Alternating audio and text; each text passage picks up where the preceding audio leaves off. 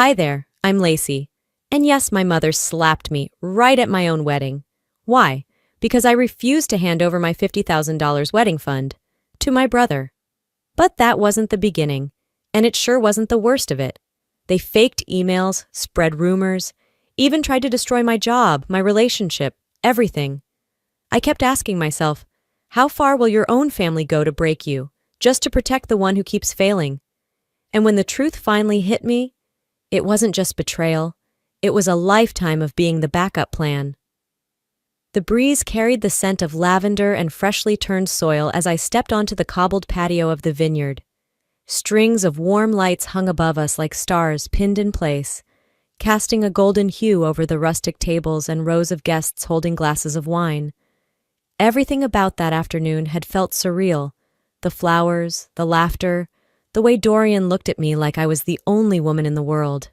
I'd always imagined my engagement party would be intimate, sweet, maybe even a little chaotic with all the family personalities in one place.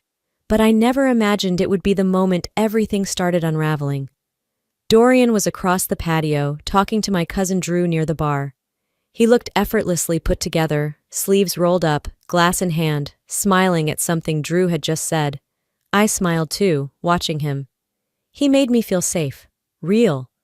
Like this life we were building together had solid ground beneath it.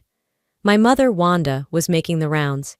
She wore her usual pastel suit, the kind that screamed Southern matriarch with something to prove, and carried a smile that had fooled strangers for decades. My father, Marvin, stood nearby as her silent shadow, present, but never interfering. I had barely finished my sparkling water when I heard the clinking of a spoon against glass. Wanda stood near the center of the gathering, a wineglass raised delicately in her left hand. "Can I have everyone's attention for a moment?" she asked sweetly, but her tone carried the weight of something more. The crowd quieted. Dorian stepped back toward me. I straightened my spine. "I just want to say how proud Marvin and I are of our daughter," she began, gesturing toward me. "Lacey, you've grown into a thoughtful, accomplished woman. Dorian, we're thrilled to welcome you into the family." A warm round of applause followed. A few people tapped their glasses for a kiss, which Dorian and I obliged with a small chuckle. But then Wanda raised her hand again. "And, while we're on the topic of weddings," she continued, her voice taking on a slightly different texture, "there's something important we've been thinking about as a family." My heart sank, just a hair. I didn't know what was coming, but the way she looked at me made my palms cold. "As you all know," she said, "Lacey has had a $50,000 fund set aside for her wedding since she was 17, a gift from Marvin and me." People nodded. I caught a few raised eyebrows. "But Kendrick's getting married next year too," she added, shifting the direction of the spotlight with expert ease. "And unlike Lacey, he's had some real setbacks. School debt, business troubles. Life hasn't exactly been kind." She paused, then smiled, a smile too polished to be sincere. "So, Marvin and I have decided to redistribute the wedding fund. To make things fair, Kendrick will receive half." The clapping stopped. You could hear the wine settling in the glasses. I didn't move at first. I didn't even blink. I looked at her. Then at Kendrick, who stood a few feet away, trying to look modest but failing miserably behind that smug little smirk he always wore when he got his way. I took a slow breath, then spoke clearly enough for everyone to hear. "No." Some people chuckled nervously, thinking maybe I was playing along. But I wasn't. "My wedding fund is mine. You gave it to me when I was 17. I've planned responsibly. I've never asked for more. I'm not sharing it." Wanda's smile tightened. Marvin, of course, said nothing. Kendrick made a dramatic shrug, like, "What's the big deal?" Wanda stepped forward, wineglass still in hand. "We thought you'd be more understanding," she said, her voice dropping low enough for only those nearest to hear. "You always had more than him. You should know when it's time to give back." "Sharing isn't the same as being robbed," I said, keeping my voice level. "Especially when it's disguised as generosity." Her jaw clenched slightly. Then she smiled again, this time as if warning me with her teeth. After a few murmurs and awkward coughs, the crowd slowly returned to conversation. But the energy had shifted. The celebration had thinned. Later, after the toast, I found myself near the pergola at the edge of the venue. The vines curled around the beams, their new green shoots reaching toward the sky like they hadn't just been scorched by my mother's brand of affection. Wanda found me again, this time alone. "You should think about postponing the wedding," she said softly but not kindly, "until we sort all this out as a family." "Postpone it?" I blinked. "Because Kendrick's broke?" "Because it would show maturity. Grace, character." "I've already shown character. I budgeted, I saved. I didn't blow mine on bad investments and rented Instagram models."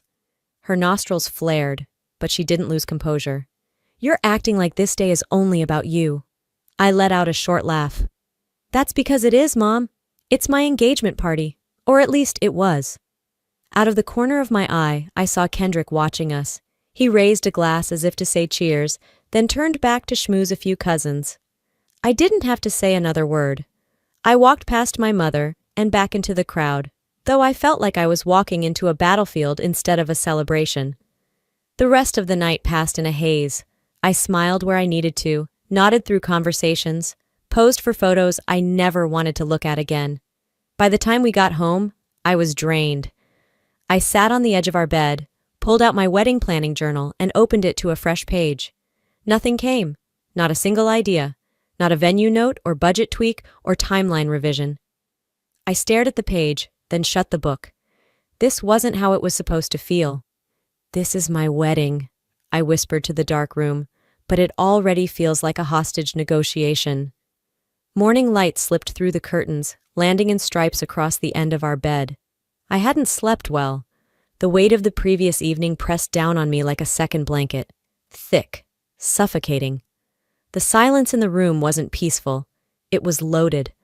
I lay there for a few more minutes, eyes open, staring at the ceiling fan as it rotated slowly overhead. Dorian stirred beside me, already halfway to sitting up. "You okay?" he asked gently, voice still gravelly with sleep. "I'm fine," I lied. "Just tired." He didn't push. He rarely did when he sensed I needed space. That's one of the things I appreciated most about him. He wasn't a fixer. He was a listener. And sometimes that's more powerful. I shuffled out of bed and padded to the kitchen. The scent of coffee was already brewing, rich and grounding. He had started it for me, a small act of love, but this morning it felt monumental. As I poured my cup, my phone buzzed on the counter. Then again, and again. The first was from my Aunt Monica. "He's your brother, Lacey. You know what he's been through. Maybe it's time to think bigger than just yourself." Then a message from a cousin I barely spoke to. "Wow, cold move at your party. Family comes first, remember?" And another, this one from someone I didn't even recognize right away. "He would have done it for you. Don't let money break the family." I set the phone down and pushed my cup away, appetite gone. I hadn't even posted anything, not a word. But the group chats and family texts were buzzing like a hive, and I was the wasp they'd decided to swat. Dorian stepped into the kitchen, handed me a slice of toast I hadn't asked for. "Wanda's working the phones, huh?" he asked. I nodded slowly. "She doesn't waste time." He leaned against the counter. "Let me guess. Kendrick's the underdog, you're the villain." "I guess that makes you the enabler," I said, trying to smile, but my lips barely cooperated. 2 days passed with little relief.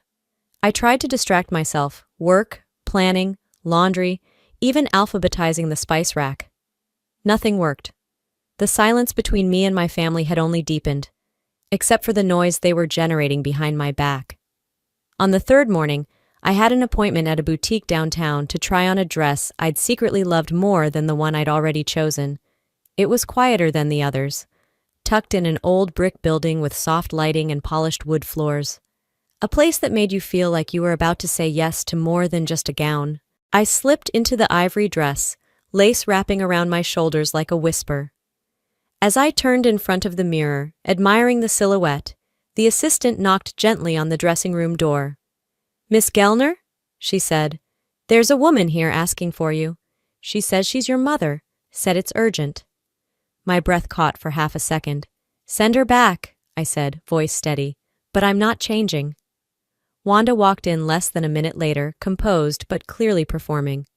"Oh, honey," she breathed, looking me up and down. "You look beautiful. That dress suits you. I didn't respond. She paused, then stepped closer. I came to talk, that's all. I just think we need to clear the air. There's nothing unclear, I said.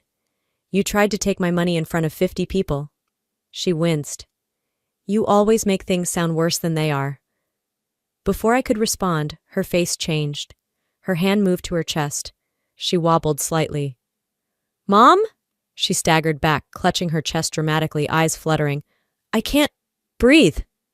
One of the assistants rushed in, calling for help. Another grabbed a chair. Wanda let herself fall into it, gasping. Call 911, she whispered.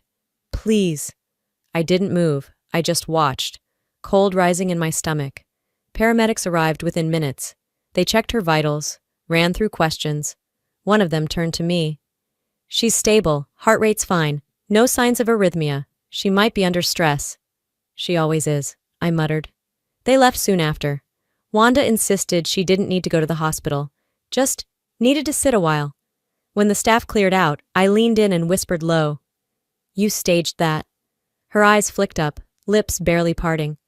I don't know what you're talking about. Don't insult my intelligence. She stood slowly. You used to care when I was hurting. I used to believe it was real. She smoothed her jacket and walked out of the boutique without another word. I stayed behind, numb.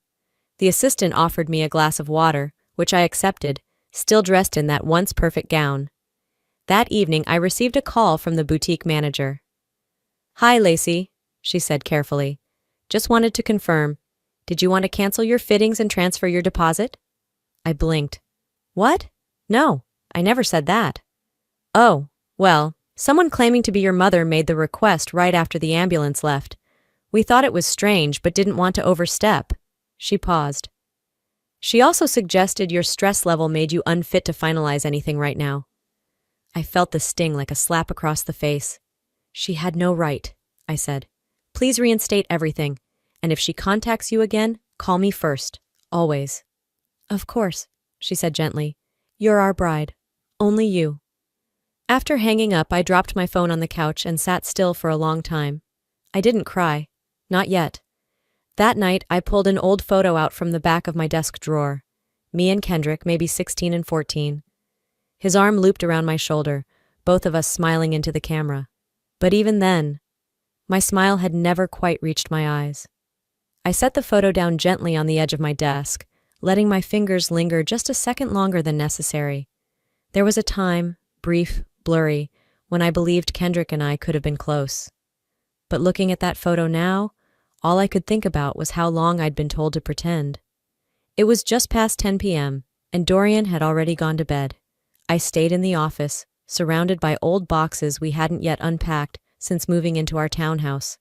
Somewhere in one of them, I remembered, were the original bank documents, the ones that showed when the wedding fund had been created. I dug them out. The pages were yellowing at the edges, but the ink was clear. 2 custodial accounts. One for Kendrick. One for me. Set up when I was 17 and he was 15. Same starting balance, same terms. But only one of us had something left. I sat on the floor, the weight of that realization heavier now than it had been then. I remembered the way my parents used to say, "It's yours to use wisely when the time comes." I took that to heart. I chose a state university, worked part-time, earned scholarships. I spent modestly. I planned. Kendrick didn't. He opted for a small private school in Phoenix, dropped out in under 2 years, spent the rest on a custom sneaker business. Bought gear, booked photographers, threw a launch party at a rooftop bar in Scottsdale. It flopped in 6 months. When I asked once what happened to his fund, my dad looked up from his paper and muttered, "It's not something we talk about, honey. He's figuring it out. Figuring it out." That was always the excuse. The phrase that was supposed to explain away recklessness and entitlement. I had heard it since we were kids. The next morning, I got a notification on my phone, a tag on someone's Instagram story. I didn't recognize the username right away, but I tapped anyway. It was Kendrick. On a boat. Lake Havasu. Clear blue water in the background, red Solo cups stacked on a floating cooler, and Kendrick laughing, shirtless, his arm around some guy I'd never seen. In the next frame, he toasted with a group of friends. Shout out to Kendrick for renting this beast! One guy yelled into the camera. My stomach twisted. It wasn't even jealousy. It was nausea. How easily he could play broke one day and flex the next.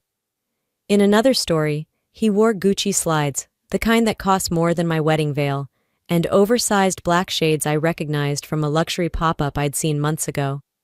At the same time, I scrolled up to read his most recent text to me. We're still waiting on your response about the wedding fund. Be decent. Be decent.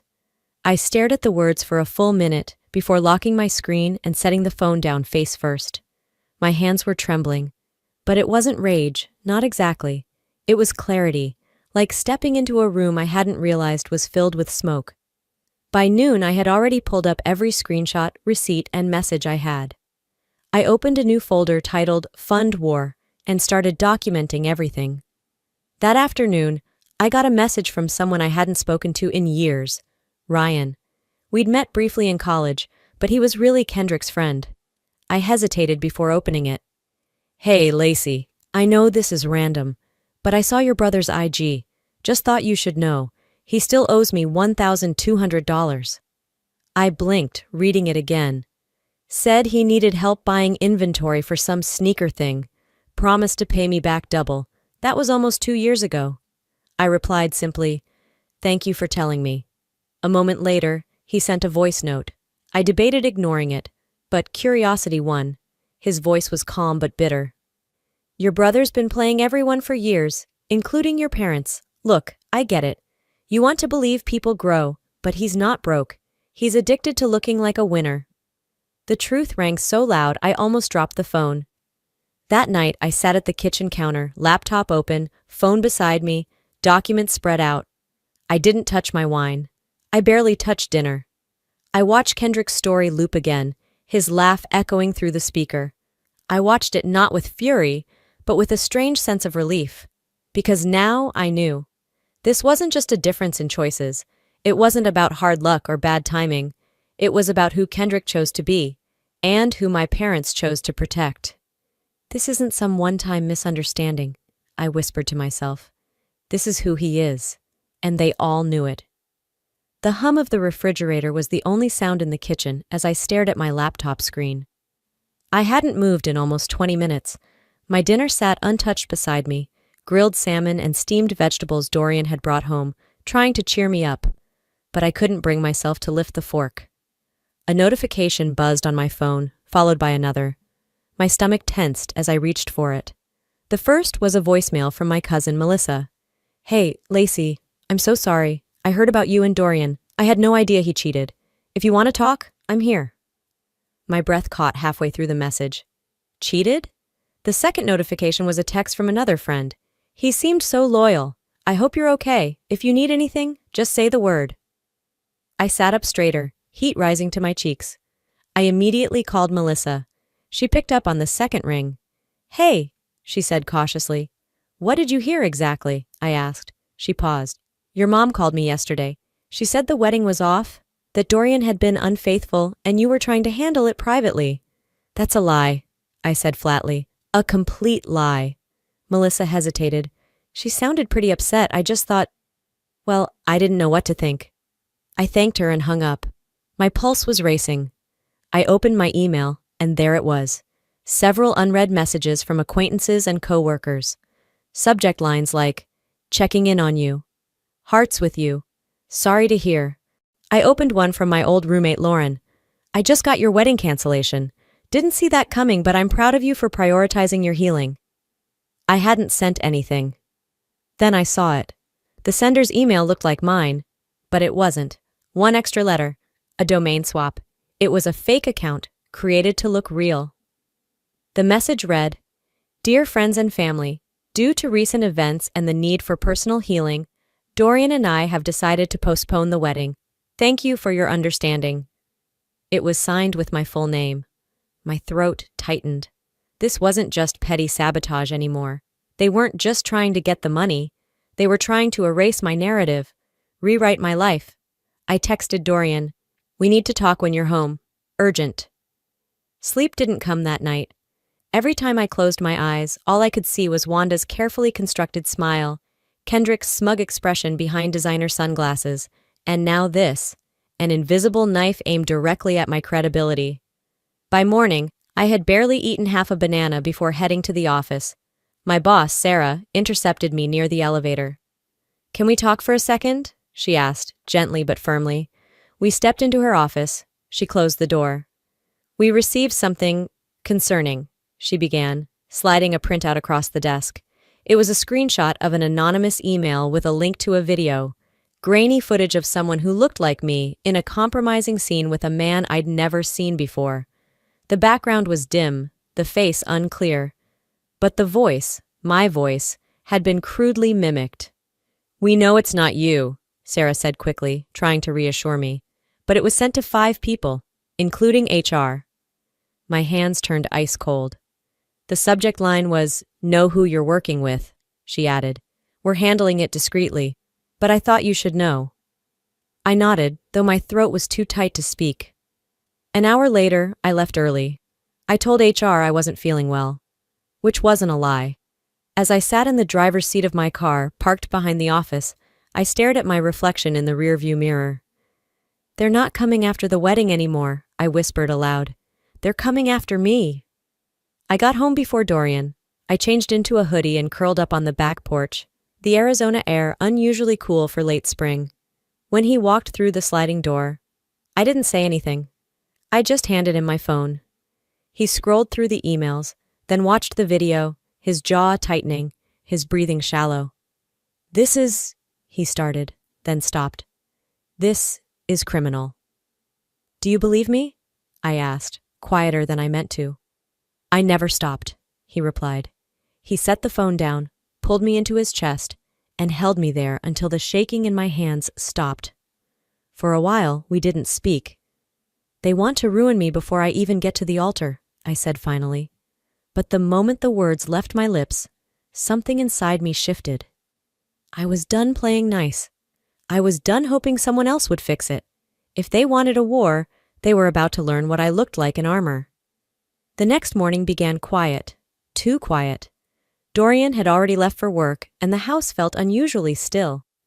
I stood in the kitchen, hands wrapped around a cup of coffee that had gone cold 15 minutes ago. I didn't move. I just stared out the window, watching a hummingbird hover near the patio feeder, fluttering, restless, trying to hold still, the same way I felt inside. I picked up my phone and opened my contact list. My thumb hovered over Kendrick's name. I hadn't spoken to him directly in months, not since before the engagement party. Every fight, every manipulation had filtered through my parents. But that day, something shifted. I wasn't going to wait for someone else to protect me anymore. I was done being polite. I pressed call. It rang 4 times, then voicemail. I didn't hang up. I took a breath and said, "If you want to be a man, Kendrick, pick up your phone." Then I ended the call and waited. An hour later, my phone lit up. He was calling. I picked up and said nothing. "What's up, big sis?" he said, all faux charm. "Missed me?" I kept my voice even. "I know about the fake email, the video, the deepfake, the messages you or someone close to you sent to my coworkers. I know everything." He laughed, short, sharp. "You think I have time to create fake videos? You're giving me a little too much credit." "Don't lie, Kendrick. I've already talked to people. You were sloppy." "What people?" "Alicia, ring a bell?" I asked. She said you did the same thing to her. Fake messages, threats, tried to ruin her reputation when she dumped you. He went silent. A long pause followed. I didn't wait for him to speak. "I've got the video files, IP logs, screenshots. I forwarded everything to my lawyer. If you thought you could play me like one of your frat buddies, you chose the wrong target." Still, he said nothing. I lowered my voice. "Next time you try to ruin someone, Kendrick, pick a target who's dumber than you." Then I hung up. I didn't feel triumphant. I didn't feel angry. I felt like I'd finally stood up in a room full of people who'd spent years telling me to sit down. I turned to my laptop and opened a new email. This time it was for Wanda and Marvin. No CC, no emotional preamble. Just facts. Subject, final notice. If either of you contacts anyone in my life again, co-workers, friends, extended family, I will pursue legal action. I have the recordings, the digital trail, the witnesses. You get one chance to stop. Use it wisely. I hit send. No hesitation, no tremble in my fingers. The reply never came, but the silence, it was deafening and revealing. I forwarded the email to Kaylin, my attorney. Within minutes, she replied, "That was strong. You're protecting your life, not just your money." She was right. I wasn't just safeguarding a wedding or a bank account. I was reclaiming my dignity, my narrative, my peace. Later that week, Dorian and I met with our wedding planner, Jocelyn. Her studio smelled like eucalyptus and paper. The whiteboards were filled with seating charts and flower combinations, but we didn't waste time on aesthetics. "Cut Kendrick, Wanda, and Marvin from the guest list," I told her. She blinked. "All of them?" "No backdoor access, not even the parking lot, I'm serious." She nodded, scribbling notes. "We'll inform security. Want me to circulate photos to the team?" "Yes," I said. "Circulate everything." Dorian added calmly, "If they show up, escort them out immediately. No second chances." Jocelyn hesitated again. "Are you absolutely sure?" I met her eyes. "If they come near me again, they'll regret it." We finalized everything. The new entrance list, security arrangements, code words for staff. As we wrapped up, I glanced down at my wedding binder. The glossy cover reflected my face, stern, clear-eyed, and so far from the daughter my parents once molded. "They've mistaken my silence for submission," I said quietly. Dorian placed his hand over mine. "Not anymore." I looked at the schedule, the RSVP list, the caterer details. No fear, no guilt, no doubt. They'll see who I really am. The following Monday started like any other. I was in the middle of reviewing a vendor invoice when my phone buzzed on the desk. It was Dorian, not a text, a call. I answered immediately. "Everything okay?" He didn't respond right away. Then, "You need to come to my office. Now." His tone wasn't sharp. It wasn't panicked. It was cold, like something had been drained from him. I stood up, grabbed my keys, and was in the car within minutes. His office wasn't far, just 15 minutes across town. But every red light felt like an hour. When I arrived, he met me at the front lobby. He looked calm on the surface, but I saw it in his eyes. Something had cracked. He handed me a manila envelope, already opened. "It came addressed to you. Here." Inside were 5 printed stills, screenshots from the fake video Kendrick had circulated. Grainy, low res, but enough to trigger suspicion in anyone not looking closely. And on top of them, a handwritten note. "Are you sure she's the one?" I stared at the paper like it might catch fire in my hands. "Who opened it?" I asked. My manager saw it first. It was dropped off by courier before I got in. Humiliation didn't even register. Not anymore. It had evolved. What I felt now wasn't shame. It was rage, pure, blistering rage. "They're not just trying to humiliate me," I said slowly. "This is warfare, psychological warfare." Dorian nodded.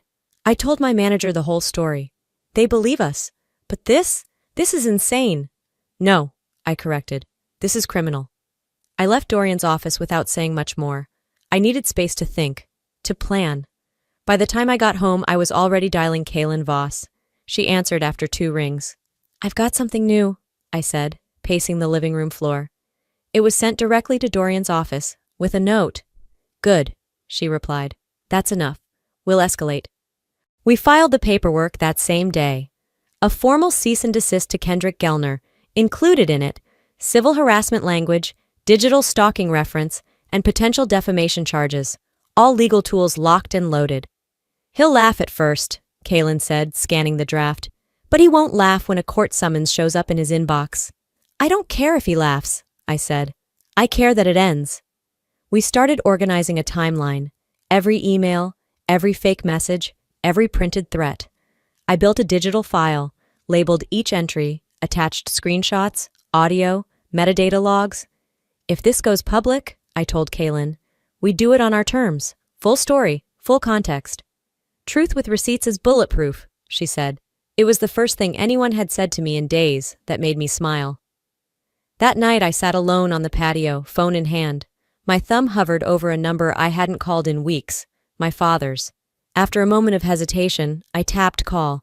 He answered on the second ring. "Hi, sweetheart." His voice was softer than I remembered, hesitant. I need to ask you something, I said. Why are you letting this happen? A pause. I didn't think it would go this far, he said eventually. It already has. It's beyond far. They tried to get me fired. They sent garbage to Dorian's job. He sighed. Your mother's just trying to protect Kendrick. No, she's not. She's trying to silence me to protect herself from admitting what she's enabled. I held my breath. You raised me better than this. And yet, here we are. He said nothing. I still love you, I said softly. But I love myself more now. And I ended the call. I didn't cry. I didn't second guess it. I just sat there for a while, watching the last rays of sunset slip behind the trees. Later that evening, as I was brushing my hair in the hallway mirror, a message popped up on my phone. It was from Jolene, my cousin who had always floated on the edge of family drama, never fully in, but never fully out. Her text read, Your mom was spotted at the venue this afternoon. She was asking for the wedding schedule. Staff said she asked about delivery times. I think something's coming. I lowered the phone slowly. I looked into the mirror and didn't flinch. Then let them come, I whispered to my reflection. The sun rose slowly over Flagstaff, casting warm amber light across the botanical garden. I'd barely slept, but when I opened my eyes, there was no hesitation. I knew today was the day everything changed, one way or another. By mid-morning, the venue team was in motion. White chairs lined the garden path. A wooden arch wrapped in lavender and ivy stood tall in front of the mountains. Guests trickled in, guided by staff with quiet smiles and discreet clipboards. In the bridal suite, I sat still as my stylist pinned the last curl in place. I watched my reflection, not for beauty, but for steel. There were no nerves, just focus. Outside, Dorian stood under the arch, his navy suit crisp, his eyes sweeping the crowd. Calm, steady. But he kept checking his watch, like he was waiting for something we hadn't written into the schedule. At 1:12 p.m., Jolene's text buzzed across my phone. She's here, with Kendrick. I didn't blink. My head of security, Marcus, intercepted them behind the garden, near the loading path. Kendrick raised his voice, something about blood and entitlement. Wanda tried a softer tone, said she just wanted a word with me. When that didn't work, she snapped. I'll sue this venue, she barked. You can't keep a mother from her daughter's wedding. Marcus remained unfazed. Your invitation was formally revoked. You're not on the list. You'll need to leave. They didn't argue much after that. They turned and walked off. Or so it seemed. The ceremony began just after 1:30. The harpist plucked a soft melody. Guests turned. The aisle cleared. My Uncle Lawrence took my arm. My heart didn't pound. I just breathed in and stepped forward. 10 steps down the path, everything went still. A hand grabbed my shoulder from behind. I turned, already knowing who it was. Wanda stood behind me, eyes burning, voice low but shaking. You're really going to ruin this family over a pile of money? I didn't step back. I didn't raise my voice. You ruined it yourself. Her hand came fast. A sharp crack echoed through the garden. She slapped me, hard. Gasps rippled through the crowd. Someone dropped their phone. The harpist stopped playing. For a second, all I could hear was wind in the leaves. I didn't fall. I didn't cry. I stood there, cheek burning, eyes locked on hers. You did that, I said softly, in front of everyone. Kendrick lunged forward, face twisted in anger. Dorian stepped between us in one smooth motion. Touch her and you're done, he said. I raised my hand. No, I told him. Let the law handle this. From the third row, Eleanor, my godmother and a retired school principal, stood up and calmly dialed her phone. Yes, she told dispatch. There's been a physical assault at an event. The location is Whisper Pines Garden venue. Wanda froze. Minutes later, sirens echoed in the distance. 2 uniformed officers entered the venue gate, quietly but directly. They approached us without hesitation. Ma'am, one of them said to me, were you struck? I nodded. Yes, by her. Wanda sputtered. It was a misunderstanding, a private family moment. The officer shook his head. It's also assault. He turned to her. You'll need to come with us. Handcuffs clicked. Guests whispered. Some recorded. Most just stared in stunned silence. As they led her away, I stood unmoving in the middle of the aisle. Dorian stepped beside me, his palm slipping into mine. "You want to stop?" he asked gently. I looked around, at the stunned faces, the quiet horror, and I shook my head. "No, this is our day, let's finish it." The efficient, eyes wide but calm, nodded. "Then we begin again." We did. We said our vows with voices that trembled but never wavered. And when we kissed, the applause wasn't polite. It was thunderous, triumphant. Not because it was a wedding, because it was a victory. As the cheers faded and we turned to face our guests, I glanced toward the back gate. The path was empty now, and for the first time in weeks, I smiled like I meant it. We weren't broken, just rebuilt. The morning after the wedding felt like waking up on the other side of a war.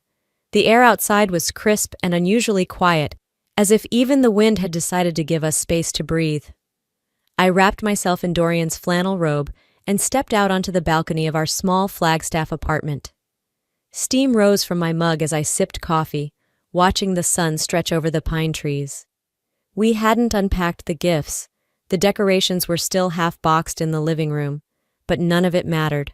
I was finally married, and I was finally free. But peace doesn't last long when your past refuses to let go. 3 days after the ceremony, Jolene called while I was grocery shopping. "I thought you should know," she said, lowering her voice.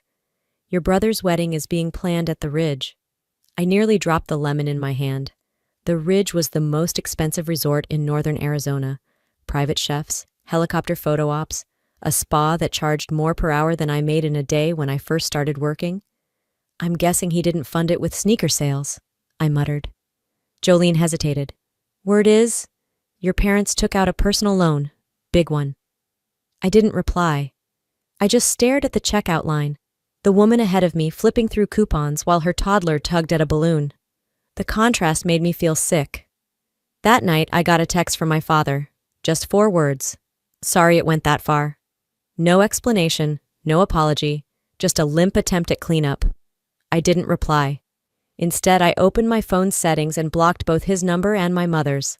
From now on, they could speak to my lawyer, not me. The next blow came subtly but loud. Aunt Corinne posted on Facebook. "There comes a time when protecting someone's failure costs you someone who's always been good." No names, no tags, but everyone knew what it meant. More relatives started declining Kendrick's invitation. Some made excuses, others were blunt. "He's not the man I thought he was." After what they did to Lacey? No thanks. The narrative my parents had tried to control, the loyal family, the good son, the difficult daughter, it collapsed under its own weight. I didn't feel vindicated. I didn't feel smug. I felt done. "They didn't lose me," I told Dorian that weekend. "They threw me away." We had taken a short trip to Sedona, 2 hours away. Just us. No phones, no email, no wedding drama, just space. We stood together on a red rock overlook at sunset. The wind tugged at my hair. My fingers locked in his. "I'm changing my name," I said.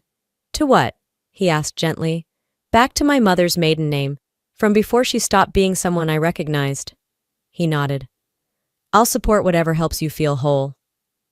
That night, we stayed in a cabin with no Wi-Fi. I journaled. Dorian read a book by the fireplace. For once, the silence didn't feel like tension. It felt like air. The next morning, over breakfast, I brought up the wedding fund. "There's about $6,000 left after the down payment," I said. "I don't want it sitting there." He raised an eyebrow. "What do you want to do with it?" "There's a nonprofit in Prescott that helps women separate from abusive families. Legal advice, housing, counseling. I want to donate it." He blinked, then smiled. "Turning the damage into purpose." I nodded. "Exactly. Let it end with good." When we got home, I opened my inbox for the first time in days. One email stood out. Subject: "Please talk to me. I miss you." Sender: Marvin Gellner. I stared at it. My heart didn't clench. My hands didn't tremble. I just closed the laptop. Letting go doesn't mean I wish them pain. It just means I don't want to be the one hurting anymore.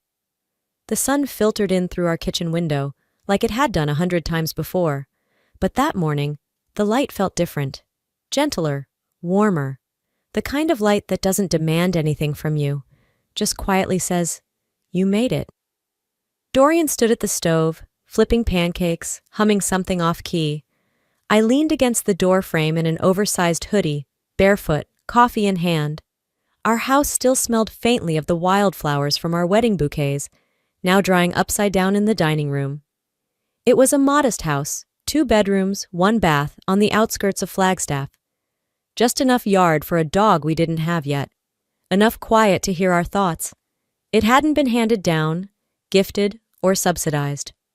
We paid for it ourselves. It didn't come from peace, but we'd built it with peace in mind.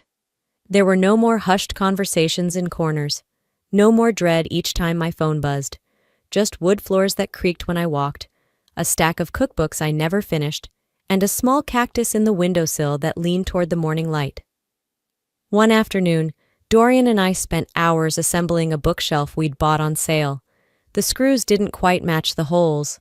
We laughed, argued about instructions, laughed again. When it stood, slightly uneven but proud, I said, "That's us, not flawless, just standing." We filled it with books and framed photos from the wedding. I slid my favorite one into the center, Dorian wiping a tear from my cheek just before I said, "I do."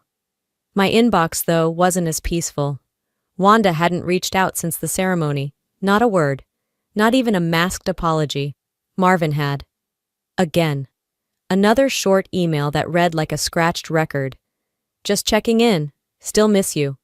I didn't open it fully. I just forwarded it to Kaylin, my attorney, and archived it. Kendrick? He'd gone radio silent too, but the world hadn't. News of his upcoming wedding at the Ridge spread fast, but it wasn't the admiration he craved. A local lifestyle blogger ran a piece exposing the connection between the fund fraud and Kendrick's charity email scandal. One headline hit harder than I expected. From fund fraud to fake vows, the Gellner family spiral social media tore it apart. Comments rolled in by the hundreds. Why would anyone marry this guy? Must be nice faking broke for a living. I didn't gloat. I didn't share.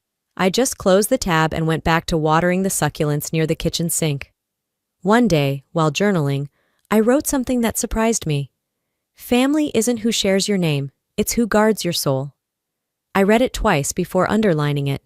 Then I added, it's who stands with you when it's easier to turn away. Later that week, Jolene and Drema joined me for brunch downtown. We ordered mimosas and laughed until our cheeks hurt. When the bill came, Drema slid it over without a word and paid. She winked. "I'm investing in your next beginning." Dorian surprised me that night. As I came into the bedroom, there it was, a framed print of our wedding vows hanging just above our bed. He'd highlighted one line, "Love doesn't keep score, but it knows when to walk away." I touched the glass and whispered, "Thank you." Not for the frame, for never making me feel like I was too much or not enough. We weren't broken, just rebuilt. The next morning, we drove out to the local shelter, Hope Circle. They'd helped a woman I once mentored get away from an emotionally abusive family situation. That stuck with me. We'd agreed to donate the remaining $6,000 from our wedding fund. Inside the modest building, a counselor greeted us with warm hands and kind eyes. "I can't tell you how much this will help," she said, voice thick with gratitude. "Would you like to leave a message with the donation?" I thought for a moment. Then, steady and sure, I said, "Tell them, healing doesn't mean forgetting. It means remembering who you are, without apology." She nodded, and I felt something in my chest, like a knot finally loosening. As we walked back to the car, Dorian squeezed my hand. "No regrets?" he asked. I smiled. "Only one," I said, "that I didn't let go sooner." Before we end, I want to leave you with this, not as a victim, but as someone who found her voice in the noise. If there's one thing this experience taught me, it's this. You don't owe loyalty to pain just because it shares your last name. Family is not who demands from you, manipulates you, or punishes you for choosing yourself. Family is who honors your peace, even when it costs them their pride. And choosing peace, no matter how late, is never weakness. It's wisdom. I share my story not to reopen old wounds, but to help someone else close theirs. So if you're watching this and you're in a space where your boundaries are being dismissed, where love comes with guilt, or where silence feels safer than truth. I hope this reminds you. You're not crazy and you're not alone. Let me ask you something. Have you ever had to walk away from someone you were told you had to love? What did that decision teach you? Or maybe you're still in that place now, wondering if it's okay to let go. Tell me where you're watching from and drop a 1 inch in the comments if this story touched something real in you. I read everyone.